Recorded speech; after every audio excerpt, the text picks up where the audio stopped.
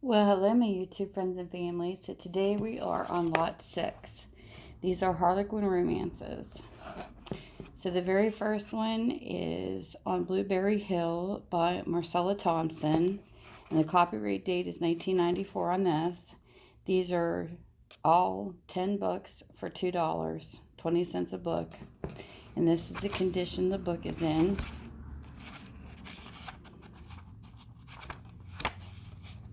And this is what the synopsis says. The neighborhood ladies are matchmaking. They're convinced her new farm manager is the right man for Kate. Kate isn't, in the first place. He's only her temporary farm manager. In the second place, the man's hiding something, unfortunately, whenever she gets close to figuring out what he kisses her.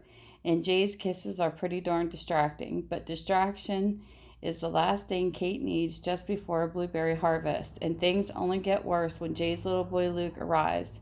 If only Luke wasn't so appealing, if only Jay wasn't so attractive, if only they were here to stay.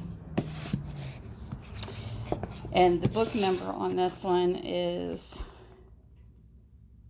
3326. The next book is called Through Eyes of Love by Katherine author. The copyright is 1988. And the book number, it's a Harlequin romance, 2991. This is what the book looks like. It's got just a little mark on the first page. The rest of the pages are in pretty decent condition. The synopsis on this is he insisted forever could never be. When newspaper editor Tish Holmesworth saw Nicholas Morgan at a concert at Laketown, New York, she found herself instinctively drawn to him. Disfigured in Vietnam, Nicholas was now the much talked about local recluse. While pursuing the story of Nicholas's horse breeding operation and winery, Tish discovered a passionate and caring man, but the powerful attraction between them was clouded by a storm of Nicholas's past. Tish would have to dig deep to uncover the truth that would set them free. So this book is The Bending Reed, and it's a Harlequin romance. All of them are in this batch. The number on this is 2306. The copyright's 1979. This is the condition this book is in. It's got a little bit of mark or rating in it. Sometimes people just mark out their names if they don't want it to pass on when it leaves their house. This is what the synopsis says. The wedding was off. She didn't love Alan. Fiona had changed her mind 3 days before their wedding. She'd been young and afraid, except for a brief glimpse as Alan boarded his ship. She had not seen him in 3 years. If she had known that he was now captain of the cruise ship on which she was sailing with a friend, Fiona certainly would never have agreed to come. For after the initial shock, she discovered that she loved Alan now, truly loved him. Now when it was much love, it was much too late. So it's that book. And then we have the next one. This is The Last Barrier, and the number on this is 2798, I believe. It's kind of crinkled. So the copyright is 1986. The Last Barrier, Edwina Shore. Yeah, okay, this is what the book looks like. It's got just the rating there. These are all in pretty good condition for the age they are. She'd had time to get over things. So everyone said physically, Paulo had recovered, but the guilty feeling of being responsible for the accident that killed her fiancé and his small son still overwhelmed her. She agreed to spend time at a cottage on the Scottish estate of her publisher's friend, old Sir Ian Cameron, to pull herself together and to redo the book illustrations she'd been so shocked to find were unacceptable. But she wouldn't have come if she had known about young Jamie and his disturbing Uncle Hugo, for inevitably they broke through the barrier she'd erected between herself and life and love. And then the next book is called An Old Affair by Alexandra Scott. This is copyrighted 1987. And this is Harlequin Romance 2868. This is what the book looks like. And then the synopsis reads, in love, the price is always high. Only one man had ever claimed Arabella's heart, Rudy Schwegel, a wildly handsome German, but their youthful affair had ended abruptly with his unexplained departure. 5 years later, on business in Berlin, the lovely Arabella was introduced to a wealthy new novelist. He was none other than her first love, Rudy. The meeting seemed like fate, yet it had not been for her father's urgent need for a large loan. Arabella told herself she'd steer clear of the only man who'd ever reawaken her heart.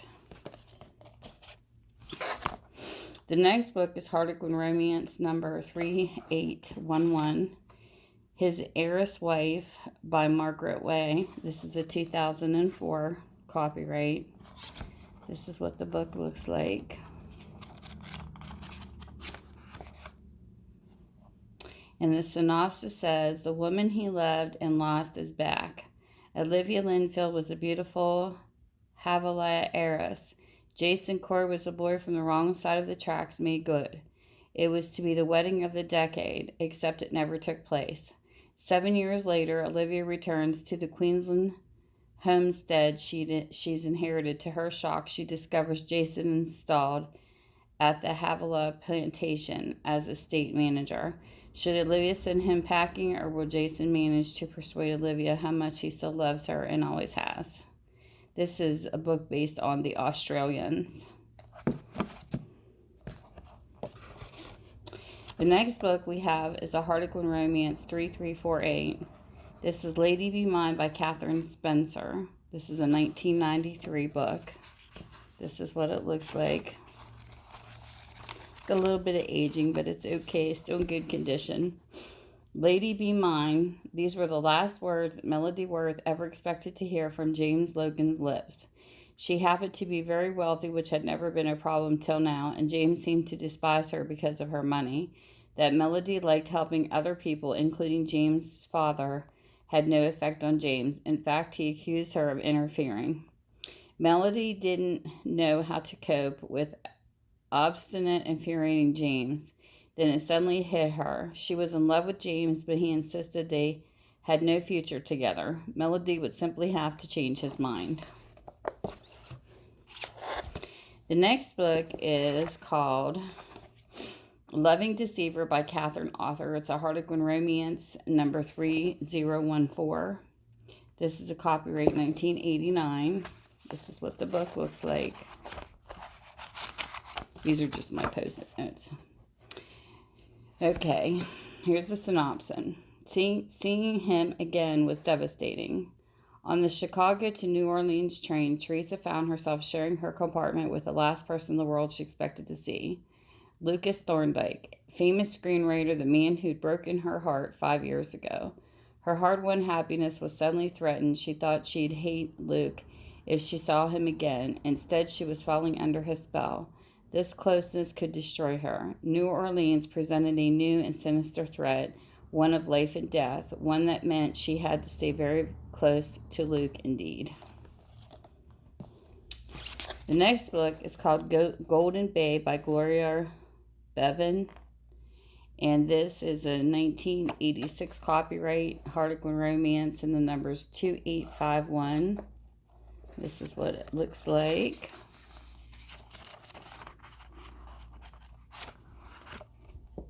And this is the synopsis. Love was seldom where you looked for it. Never again. Liz Thorpe cautioned herself, would she fall a willing victim to the facile charms of an attractive stranger. With that conviction uppermost, she decided a holiday was in order. And so, with the fickle fiancé and a broken engagement behind her, Liz drove off for the beautiful New Zealand backcountry and well-deserved rest of her tangled emotions. Then fate stranded her on the doorstep of Jera Conway, a heart-stopping, attractive stranger, but a man who knew her past. And the last book today is called Unfriendly Proposition by Jessica Steele. This is a Harlequin Romance 3095. The copyright's 1989. And this is what the book looks like. He had a weakness for attractive women. That's what they said about wealthy financier Stellar Bucamp. Yet right from the very first meeting, he made it quite clear that he considered Farron worthy of contempt. It wasn't fair, even though she was seeking a favor. It wasn't for herself, but she believed she was a little gold digger. But he believed she was a little gold digger and only out for all she could get. Anyway, why should she try to convince him that he was wrong about her? It wasn't as if she cared for him at all. And these will be listed below in the description box with their ISBN numbers, so you can search them if you're looking for them, even on your Kindles and Nooks. Everything will be listed on how to get a hold of me, my email, my Facebook page at Minda's Bookstore and more.com, so that if you're interested in these, you can email me, because I will ship these and I will link them into my Etsy shop. It's the same as checking out like Amazon for people that don't know what Etsy is, because I've had that question pop up a few times. So if you're interested, you can contact me those ways and I will get on it. And you guys have a great day. Thank you for spending your time with me. Bye. And by the way, July 23rd, I'll be having my next live sale starting at 5 p.m., which is on a Tuesday, on my YouTube channel. So I hope to see you all then. Bye.